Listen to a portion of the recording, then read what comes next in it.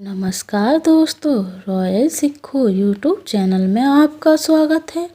जय श्री कृष्णा, राधे राधे। आज की इस वीडियो में मैं लेकर आई हूँ आप सभी के लिए जेठ मास का महात्म अध्याय 5। ऋषि कहने लगे कि हे स्कंद जी, स्त्रियां सौभाग्य के लिए जेठ मास में कौन सा व्रत करें और क्या दान करें, सो आप कृपया करके कहिए। तब स्कंद जी बोले कि किसी समय कैलाश पर्वत पर भगवान शिव जी सुख से बैठे थे।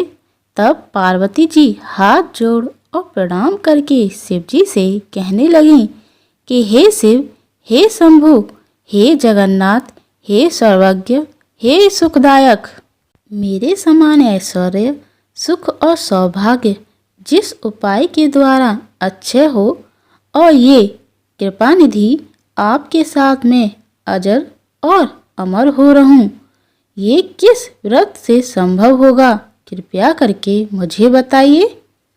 एक समय जप और तप से गर्वित होकर सावित्री ने अपने स्वामी का गृह त्यागा और समस्त लोगों को श्राप दिया। उस समय आपने सावित्री को मना नहीं किया और वह ब्रह्मा से कहने लगी कि हे निर्लज्ज, बकरी के गले में बिना दूध के निरर्थक स्तनों के समान तू प्राणों को त्याग कर। इस प्रकार सावित्री के वचनों को सुनकर ब्रह्मा जी का कोप के मारे लाल मुख हो गया और कहने लगे कि हे मुंडे, तू पृथ्वी पर वृक्ष योनि में होकर वास करेगा। जब देवताओं ने प्रार्थना की तो सावित्री ने उसके श्राप से उद्धार कर दिया।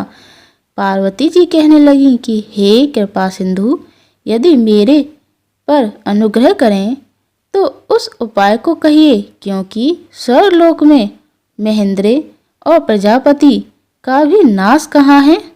इतनी वार्ता सुनकर शिवजी बोले कि हे वरानरे, इस संसार में जितने भी दृश्यमान पदार्थ हैं सब का नाश होना निश्चित है। फिर भी तुम्हारी भक्ति के वशीभूत होकर मैं उपाय कहूँगा। हे भद्रे, ज्येष्ठ मास के शुक्ल पक्ष की तृतीया को स्नान कर नियम में तत्पर रहकर यत्नपूर्वक ज्येष्ठ रंभा व्रत को करना चाहिए। तब पार्वती जी कहने लगी कि हे शंभु, हे प्रभु, यह रंभा कौन है और रंभा व्रत कैसे किया जाता है। शिवजी कहने लगे कि हे वराने, जब ब्रह्मा जी के श्राप से सावित्री वृक्ष हो गईं, तब यह रंभा केदली और कपूरजननी नाम से प्रसिद्ध हुई। सब क्रोधों से संपत्त होकर सावित्री अपने पिता के आदेश से जेठ मास में स्नान दान 5 वर्ष तक किया। तब ब्रह्मा जी प्रसन्न हो गए और ज्येष्ठ शुक्ल तृतीया को सावित्री के सामने प्रकट होकर ब्रह्मा जी ने पृथ्वी के बहुत से दुर्लभ वरदान दिए, उनको तुम सुनो। ब्रह्मा जी ने सावित्री से कहा कि हे शुभे, संसार के कल्याण के लिए अंश से रंभा हो जाओ, यानी केला हो जाओ। जो ज्येष्ठ मास में तुम्हारी ज्येष्ठ पूजन करेंगी उनका सौभाग्य, सुख और संपदा अक्षय यानी नाश रहित होगा। ऐसा कहकर ब्रह्मा सावित्री के साथ सत्यलोक को चले गए। शिवजी कहने लगे कि वह सावित्री के श्राप की कथा तुमसे कही। अब संक्षेप में रंभा व्रत की विधि तुमसे कहता हूँ। श्रेष्ठ मास की तृतीया के दिन बाग या अपने घर में केले का पेड़ लगावें। चामृत, गंध, पुष्पमाला और कपूर, पवित्र शीतल खुशबू से वासित जल आज से प्रतिदिन वृक्ष का सिंचन करें।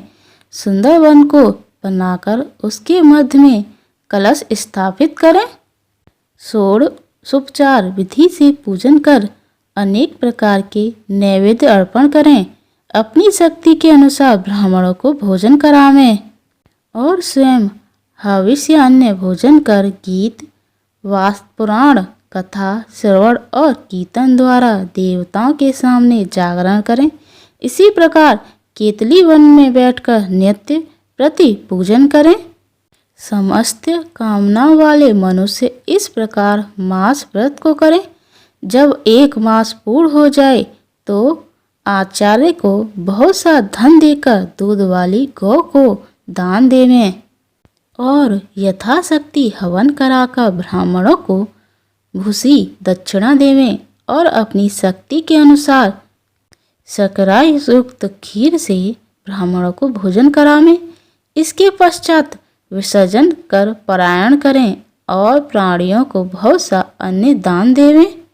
शिव जी पार्वती जी से कहते हैं कि भद्रे, पहले तुमको मुझको प्रसन्न किया था, इसी से यह सब रहस्य मैंने तुमको बतलाया है। इस व्रत को प्रयत्न पूर्वक करो, तुमको शाश्वत फल मिलेगा। प्रथम सूर्य पुत्र के विग्रह से जगदीश्वर ने इस व्रत को गुप्त रखा था। उस पवित्र व्रत को जगत के गुरुजी शंकर भगवान ने तीनों पर कृपा कर श्री पार्वती जी से कहा। इति श्री ज्येष्ठ मास महात्म रंभा व्रत वर्णन महात्म 5म अध्याय संपूर्ण। जय श्री कृष्ण। राधे राधे। ओम हरि वासुदेवाय नमः।